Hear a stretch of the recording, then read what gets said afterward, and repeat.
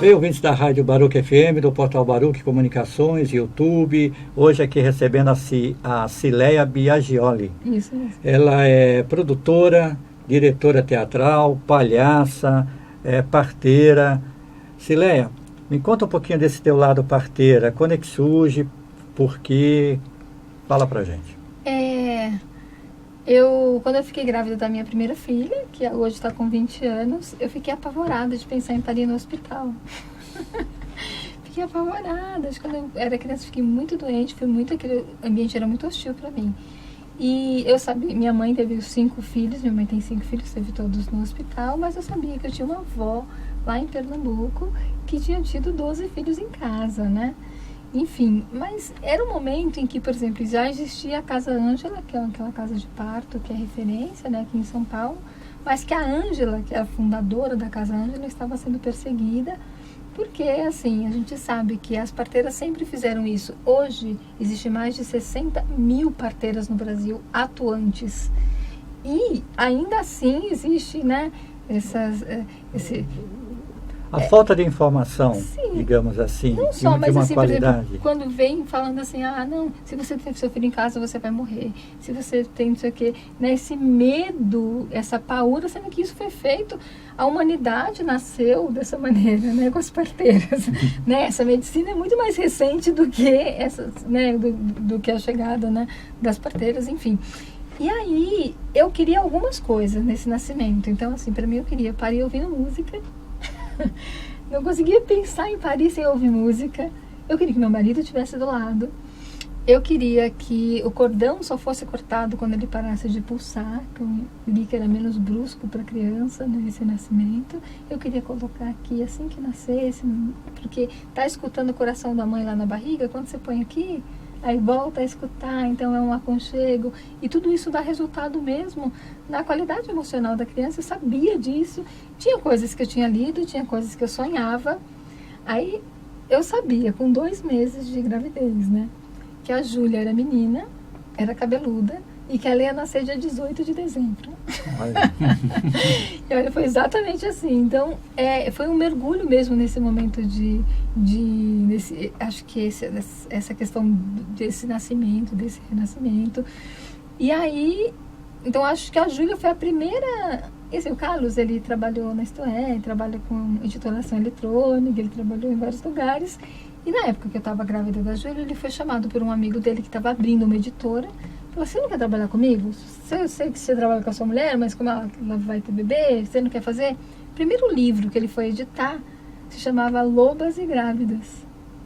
Que foi um livro, então, que ele foi impresso em papel rascunho dentro da editora, e que foi um livro que me ajudou um monte para eu poder compreender, inclusive, os meus desejos. Por exemplo, a música, a contração, ela tem um ritmo. A música ajuda a ritmar essa contração. E eu não sabia disso, entende? Então, assim, várias coisas que eu estava sentindo, intuindo para ser, né? E aí, esse livro, eu comecei, então, a imprimir ele, a comprar ele e dar para as mulheres grávidas. Então, essa coisa da doulagem que a gente fala hoje, né? Eu doulava sem saber. Então, eu sentava, explicava para a mulher como foi para mim, quais foram as escolhas que eu fiz. Então, esse processo de doulagem, ele era natural e acabou acontecendo. E aí, sempre que as pessoas ficavam grávidas, as minhas amigas me procuravam, né? E aí começou a acontecer isso cada vez mais, até que eu conheci uma parteira e ela falou assim, olha, tal pessoa quer você no parto. Eu, ai meu Deus. E o primeiro parto que eu acompanhei, eu falei, gente, eu prefiro parir. Eu achei muito forte, assim, porque quando eu tô parindo, eu tô ali naquela energia mais selvagem, eu sei exatamente o que eu quero. Mas aí quando você não tá parindo, você tem que se conectar com aquela mulher para saber que é muito pouco que precisa ser feito, né? Porque quem pare é a mulher. O parto que eu fiz, quem fala isso é o médico, porque ele tira o protagonismo da mulher. Então ele vai falar que ele que fez o parto, mas quem faz é a mulher que tá parindo. Eu posso falar que eu fiz 4 partos, que foram os 4 filhos que eu botei no mundo, né? Então é um resgate desse lugar, desse olhar. Então assim, aí eu fui fazer então a formação. Essa mesma parteira me indicou uma formação, que é do Cais do Parto, que é lá em Pernambuco, e da Esquita. E a formação acontece em 4 módulos, cada um num lugar do Brasil. E a gente vai conhecendo cada vez mais esse universo da parteria. E aí as parteiras, elas entendem o trabalho de parto muito mais como um trabalho espiritual, emocional, do que um trabalho, né? Então, claro que nem todas as mulheres podem parir em casa, não pode, né? A gente sabe que... Então, era isso que eu ia perguntar. Vocês têm essa consciência e têm essas dicas e orientações. Sim, sim. As parteiras estão muito bem treinadas para entender que cada mulher, às vezes tem mulher que não pode parir desse jeito. Né? Amanhã eu viajo para Manaus, vou para Maués, e a gente vai fazer uma formação de troca de saberes lá com as parteiras da Amazônia, né, na área indígena e ribeirinha. E aí, por exemplo, mas cada lugar também, por exemplo, lá em Maués, né, com a Mama Ecos, que é a Patrícia que leva, que é uma ONG que faz esse trabalho de resgate da parteria tradicional lá. Não tem mecônio, por exemplo. O que é o mecônio? Quando o bebê faz cocô. Quando isso acontece? Quando a mãe se estressa muito. Quando ela se estressa muito, para de oxigênio, para de alimento, e o bebê bebe mais líquido amniótico do que o normal, e ele faz o cocô na barriga. Lá, isso não acontece talvez porque as mulheres ficam menos estressadas. Isso acontece aqui. E elas têm uma prática chamada puxa-barriga, que é uma massagem que elas fazem a gestação inteira.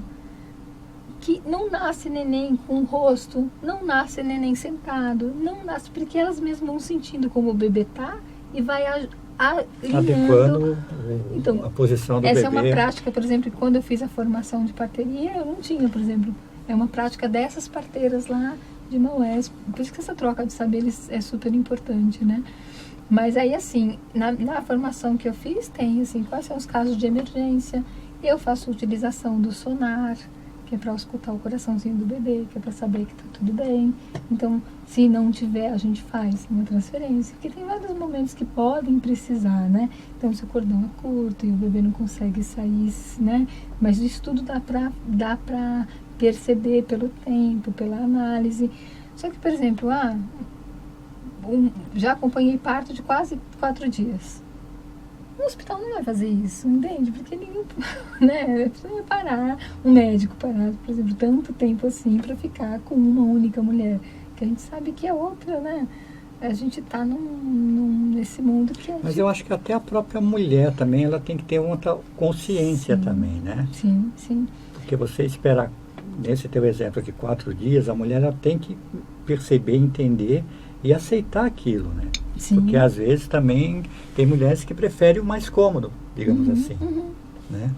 É que às vezes esse mais cômodo, ele dá mais trabalho depois, né? A gente sabe que, por exemplo, a cesárea eletiva, que é aquela com data marcada, né? A gente sabe que tem hospital que tem sala de preparo de parto que é para fazer a unha, o cabelo, né? Sabe assim, essa é a sala de preparo de parto. Sendo que é uma energia tão selvagem que você tem que acessar. E como lá vai ser cesárea, esse é outro preparo para sair bonito na foto quando pega o bebê. Existem alguns estudos que dizem que as doenças, síndrome do pânico, algumas doenças de depressão, nascem depois da cesárea eletiva. Que é como se aquele ser humano ele não estava pronto. Ele não deu um sinal que ele precisava sair dali. Então ele está no auge do aconchego ali, daquele lugar que a gente sente saudade de voltar, que é um lugar que você se sente único, você não sente fome, você não sente frio, você não sente... E tem um momento que você quer sair. E não, você tira antes. Esse antes é que dá uma série... Então, é um bebê que vai chorar mais. Isso, sim, todas as parteiras de todos os lugares, as parteiras da Argentina, da Bolívia, que a gente conversa é isso. Aquele bebê que nasce sem que a mulher entre em trabalho de parto, ele é um bebê mais chorão, mais difícil de se adaptar, então você vai ter trabalho depois. Você quer, você vai, não, mas faz, eu quero entre o Natal e Ano Novo, porque eu quero tal coisa, porque eu vou viajar, porque não sei o quê. Mas depois pode ter as consequências desse procedimento, desse processo. Essas crianças que são tristes, tem crianças de 5, 7 anos que usam tarja preta, né? Legal.